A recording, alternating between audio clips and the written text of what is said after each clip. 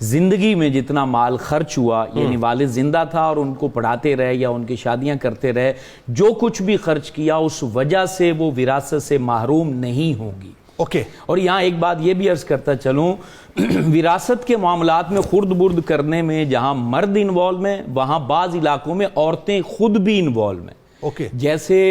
شوہر فوت ہو گیا تو جو گھر کی بعض جگہوں پر عورتیں سردار ہوتی ہیں، یعنی ماں زندہ ہے، وہ ماں اپنی بیٹیوں کو وراثت نہیں دے پا رہی۔ مجھے ابھی اکاڑا کے ایک دوست نے بتایا کہ ان کے ہاں ایک خاتون آتی ہیں، وہ رو رہی تھی کہ مجھے میری ماں نے فورس کیا ہے کہ تم اپنی وراثت چھوڑ دے۔ یہ ہوتا ہے، اب ماں جو ہے نا وہ ترغیب دے رہی کہ میرے بیٹوں کو سارا کچھ دے دو۔ اب وہ ماں چاہے تو بچوں کی وجہ سے مجبور ہے، چاہے اس کو فورس کیا گیا ہے، چاہے اس کو کہا گیا کہ اپنی بیٹیوں کو سمجھاؤ۔ بہرحال جو اس معاملے میں انوالو ہے وہ قرآن کا حکم سن لے۔ میں کئی ایسے کیسز کو خود جانتا ہوں کہ ماں نے فورس کیا ہے بیٹا خاموش ہو جانا، چھوڑنا، ختم کرنا، اپنے بھائی کو دے کر۔ تو یہ غلط ہے، اور میں بھی بھائی کے ساتھ رہی ہوں۔ ہاں غلط ہے، ماں کہے، بھائی کہے، کوئی بھی کہے، بہن بیٹی کو وراثت سے محروم نہیں کیا جا سکتا۔ اب سورۃ النساء میں اللہ رب العالمین نے جہاں یہ احکام بیان کیے ہیں، اس کے بعد اس نتیجے کو بھی بیان کیا، اس کو غور سے سننا چاہیے۔ تمام وہ افراد جو وراثت کھا کے بیٹھے ہیں، ہڑپ کر کے بیٹھے ہیں،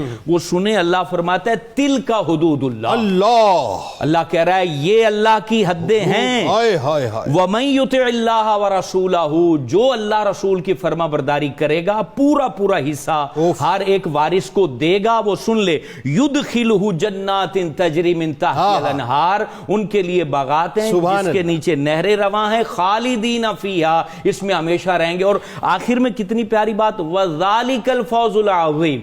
اللہ کہہ رہا ہے یہ کامیابی ہے کہ تم نے سب کو حصے دے دیے، اس کے بعد مرو گے تو رب استقبال کر کے جنت میں ڈالے گا، وہ بہتر ہے یا پھر اگلا نتیجہ وَمَن يَعْصِ اللَّهَ وَرَسُولَهُ، جس نے اللہ رسول کی نافرمانی کی، وَيَتَعَدَّ حُدُودَهُ، سن لیں وہ لوگ غور سے جو وکیلوں کو مرتے ٹائم بلا لیتے ہیں اور جو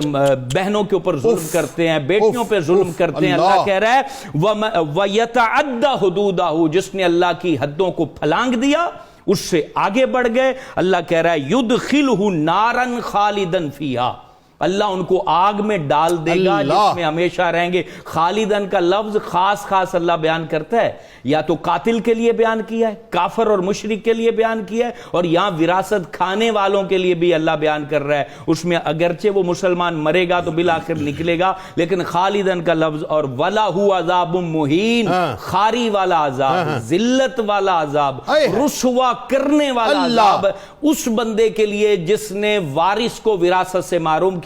اور پھر تاجدار مدینہ حضور رحمت للعالمین صلی اللہ علیہ وآلہ وسلم نے کہا جس نے وارث کو وراثت سے محروم کیا رب اسے جنت سے محروم کر دے گا۔ اللہ اکبر، اس کی وراثت جنت سے کاٹ دے گا۔ اور اگلی بات بھی غور سے تمام دنیا کے لوگ سن لیں کہ وراثت کھانے والا غاصب بھی ہے،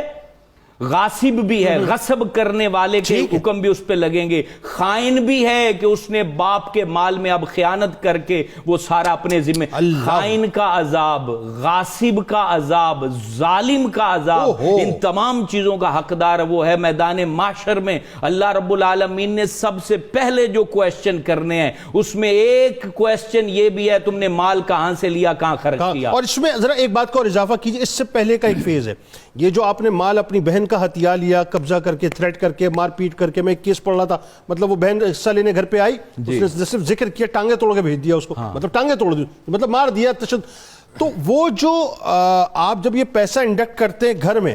سارے کھانے پینے میں، تو آپ کی بیوی پھر جو نافرمانی شروع کرتی ہے، وہ جو اولاد نافرمان ہوئی، پھر یہ جو ٹھڈے مار رہے ہوتے ہیں آپ کو، یہ تو الگ ذلت آپ کو دنیا میں مل رہی ہے۔ کسی کا حق جو ہے نا وہ ہڑپ کر کے اپنے پیٹوں میں ڈالو گے تو قرآن نے تو اس کو آگ کہا ہے، وہ آگ کے پھر کئی معنی بن جاتے ہیں، وہ آگ پھر اس کی تپش تم دنیا میں بھی پاؤ گے، وہ نافرمانی کی صورت میں، وہ اپنی اولاد کے ہاتھوں ظلم کی صورت میں، وہ اپنی بیوی کے ہاتھوں نافرمانی کی صورت میں یہ چیزیں ملیں گی۔ اور جس نے اس طریقے کا مال، کسی کا بھی مال اس نے نہ حق اپنے اوپر جو ہے نا وہ خرچ کیا یا اپنے ذمے لیا، تو قیامت کے دن اللہ اس کو کھڑا کرے گا۔ اور یہاں پر یہ بہت بڑی بات ہے، حدیث میں آیا کہ یہ وہ معاملہ ہے جس میں رب خود مدعی بن جائے گا۔ اللہ رب العالمین پوچھے گا کہ یہ مال تم نے کیسے، اور پھر یہ پوچھے گا کہ مال کہاں ہے، تو وہ کہے گا وہ تو میرا پیچھے دنیا میں رہ گیا۔ اللہ کہے گا نہیں، وہ دیکھ جہنم میں اس مال کو دیکھ اور جا کے اس کو پکڑ، اور پھر اس طریقے سے اس کو اس کا سامنا کرنا پڑے گا۔ اس لیے وراثت کے جو احکام قرآن نے بیان کیے،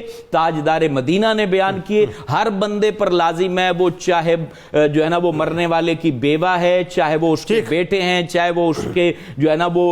بھائی ہیں، بھائی بھی کئی صورت میں وہ ہڑپ کر جاتے ہیں حق، تو ان لوگوں کو چاہیے بھائیوں کی تو بات ابھی ہم کر رہے ہیں، نہیں جو میت کے بھائی ہیں، جو مقصد ان کے چچا بنتے ہیں، اچھا وہ جو اوپر کی بات کر رہے ہیں، چچا وغیرہ کھا جاتے ہیں، بچے چھوٹے ہوتے ہیں، یہ بڑا مسئلہ ہے۔ وہ میں نے کئی جگہوں پر دیکھا، ہماری مسجد میں ایک شخص آیا، وہ کہتا ہے کہ جو چچا تھے وہ سب کچھ کھا گئے اور بچوں کا حق جو ہے نا وہ نہیں مل پا رہا ہے۔ اور اس میں ایک اور بات علامہ صاحب، مطلب اللہ معاف کرے، لوگوں کا ذہن اتنا شارپ ہو چکا ہے اب تو، مطلب ریونیو ڈپارٹمنٹ کے لوگ ملے ہوئے ہوتے ہیں، مختلف ادارے ملے ہوئے ہوتے ہیں، مطلب پورا ایک کام ہوتا ہے، اور مطلب بہت سی جگہوں پہ تو یہ بھی ہوا بہنوں کو پتہ ہی نہیں کہ ایکچوئل والد نے چھوڑا کیا ہے، ان کو پتہ ہی نہیں پراپرٹی کتنی تھی، اور وہ سادی بیچاری کوئی مطلب باہر رہ رہی ہے، کوئی امریکہ رہ رہی ہے، کوئی لنڈن رہ رہی ہے، یا مثال کے طور پہ پاکستان کے اندر ہے، قسم پرسی کے عالم میں، وہ بھائیوں نے جناب سارا معاملہ بیک ڈور سے کیا، وہ ساری پراپرٹی کو کھلی ولی کیا، اپنے نام پر کیا، ایک طرف کر دیا، پتہ ہی ڈکار تک نہیں لیتے سامنے، اور ایسے معصوم بن کے سامنے بیٹھیں گے کہ ان سے زیادہ پیار کرنے والا بھائی کوئی نہیں ہے۔